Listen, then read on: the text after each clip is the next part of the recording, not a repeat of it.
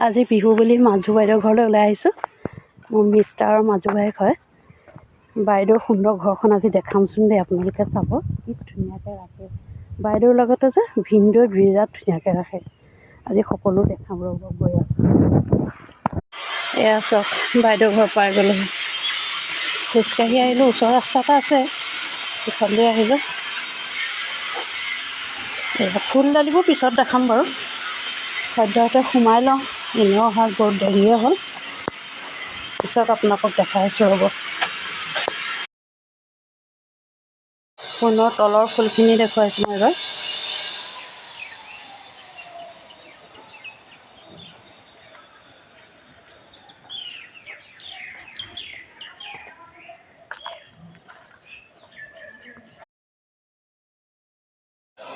এইটো হৈছে কিটচেন।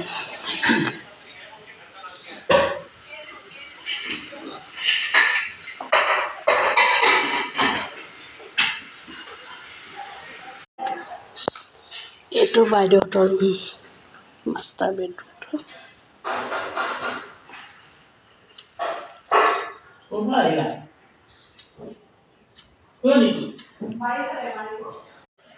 এইটো হৈছে ওপৰলৈ যোৱা, এইখন দৰ্জা দিছে, এইটোৰ ভিতৰত পানী মটৰ চিষ্টেমখিনি আছে।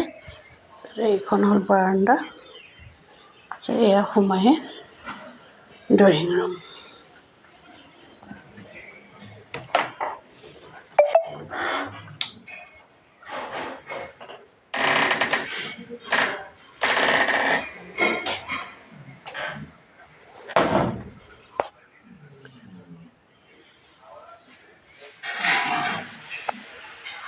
এইটো হৈছে গেষ্ট ৰুম।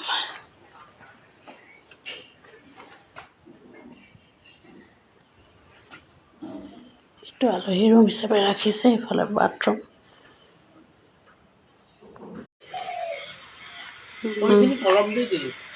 কোনখিনি?